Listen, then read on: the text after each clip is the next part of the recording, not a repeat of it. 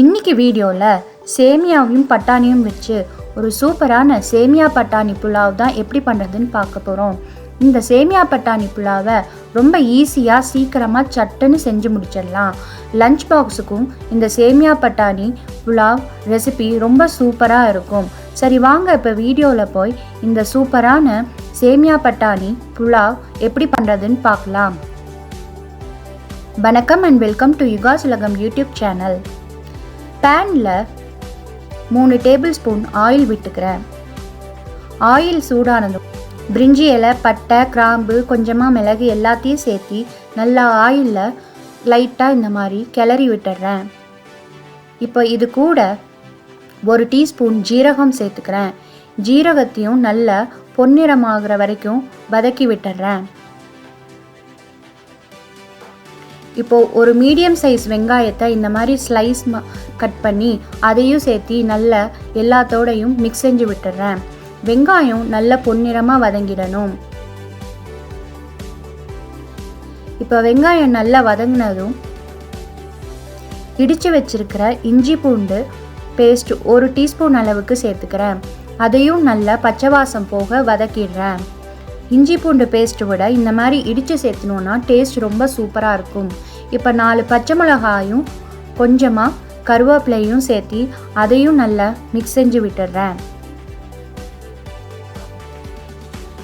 இப்போ இதெல்லாம் நல்லா வதங்கி வந்துடணும். இது நல்லா வதங்கினதும் இது கூட 1 கப் அளவுக்கு பட்டாணி சேர்த்துக்கிறேன். பச்சை பட்டாணி நீங்கள் ஃப்ரெஷ்ஷாக கிடைச்சாலும் அதையும் சேர்த்துக்கலாம், இல்லை ஃப்ரோசன் பட்டாணியும் சேர்த்துக்கலாம். பட்டாணியையும் நல்லா வதங்க விடுறேன். இப்போ பட்டாணியை நல்லா வதங்கினதுக்கப்புறம் அது கூட 1 டீஸ்பூன் கரம் மசாலா சேர்த்துக்கிறேன். நீங்கள் வேணும்னா மிளகாத்தூளும் சேர்த்துக்கலாம். பட் நான் இன்றைக்கி வெறும் கரம் மசாலா மட்டும்தான் சேர்த்துறேன். பச்சை மிளகாயில் இருக்கிற காரமே இதுக்கு போதுமானதாக இருக்கும். இப்போ கரம் மசாலாவையும் சேர்த்தியாச்சு. 2 கப் தண்ணி சேர்த்துக்கிறேன். தண்ணியை சேர்த்துட்டு தேவையான அளவு உப்பு சேர்த்துக்கிறேன். இப்போது இந்த தண்ணி நல்லா கொதிச்சு வரணும். மூடியால் மூடி தண்ணி நல்லா கொதிக்கிற வரைக்கும் வெயிட் பண்ணுங்க. தண்ணி நல்லா கொதிச்சிருச்சு. இப்போது இதில் 1 கப் அளவுக்கு நல்ல ரோஸ்டட் சேமியாவை சேர்த்துக்கிறேன். ஒருவேளை நீங்கள் ரோஸ்டட் சேமியா உங்ககிட்ட இல்லாட்டி நீங்கள் இந்த மாதிரி நல்ல ப்ரௌன் கலர் ஆகிற வரைக்கும் சேமியாவை நல்லா வறுத்துட்டு அதுக்கப்புறம் இதில் சேர்த்துனீங்கன்னா நல்லா ஒட்டாமல் நீட்டாக வரும். இப்போ இதை மூடி ஒரு 10 நிமிஷம் அடுப்பை நல்லா ஸ்லிம்மில் வச்சு சேமியாவையும் பட்டாணியும் நல்லா வேக விடுறேன். இப்போ 10 நிமிஷம் ஆச்சு. பார்த்தீங்கன்னா தண்ணியெல்லாம் உறிஞ்சி சேமியா பட்டாணியெல்லாம் நல்லா வெந்துருச்சு. இப்போ கொஞ்சமாக கொத்தமல்லியை சேர்த்து மிக்ஸ் செஞ்சு விட்டுட்டு அடுப்பை ஆஃப் செஞ்சு வச்சுட்டு அந்த அடுப்போட சூட்லேயே இன்னும் ஒரு 10 நிமிஷம் அப்படியே வச்சிடுங்க.